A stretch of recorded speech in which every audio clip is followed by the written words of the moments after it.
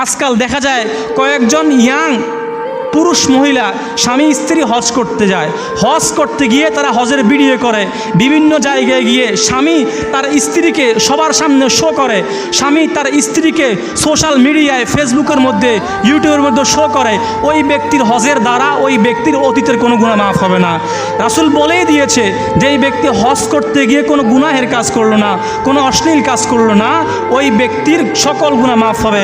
আর যেই ব্যক্তি হজ করতে গিয়ে যে বেহায়া পুরুষ, যে বেহায়া নারী তার চেহারাকে মানুষের সামনে পেশ করে, তার শরীরকে মানুষের সামনে উপস্থাপন করে, ওই বেহায়া পুরুষ ও বেহায়া নারীর কোনো গুনাহ কোনোদিন মাফ হবে না।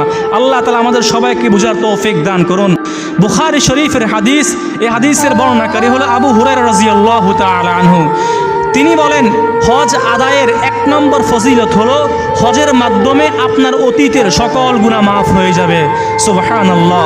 রাসূল করিম সাল্লাল্লাহু আলাইহি সাল্লাম হাদিসের মধ্যে বলেন, বুখারী শরীফের হাদিস, মান হাজ্জা ফালাম ইয়ারফুস ওয়ালাম ইয়াফসুক, যেই ব্যক্তি হজ করলো, হজ করতে গিয়ে কোনো গুনাহের কাজ করলো না, কোনো অশ্লীল কাজ করলো না, গুফিরা লাহু মা তাকাদ্দামা মিন যামবিহি, আল্লাহ তাআলা ওই ব্যক্তির অতীতের সকল গুনাহ ক্ষমা করে দিবেন।